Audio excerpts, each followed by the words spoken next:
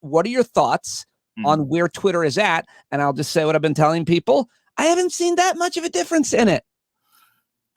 You know, it's funny. I keep thinking of that 90s song, Tell Me All Your Thoughts on God. This is my thing. I've seen a difference in Twitter.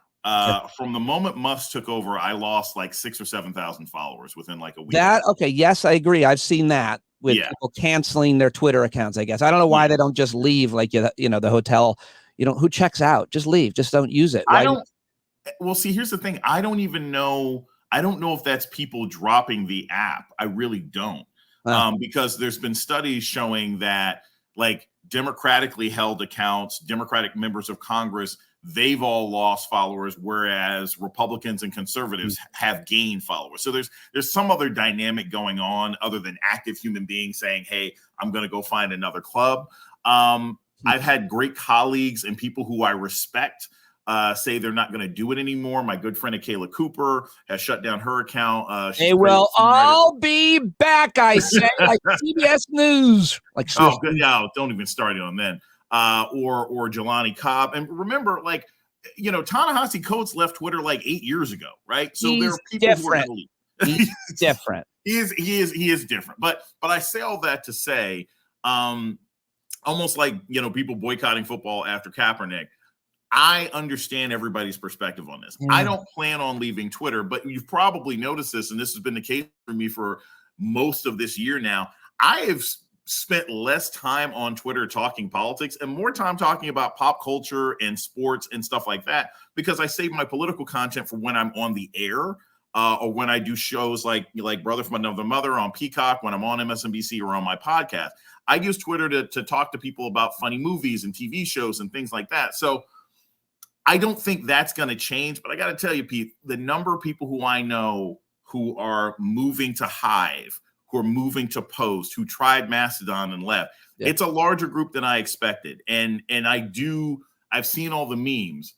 Is Twitter going to become the mall that's, you know, down to one Macy's and a Burlington coat factory and a record studio? It may not go that far, you know, but you're going to get that dead mall energy the moment something else pops off. Oh, God.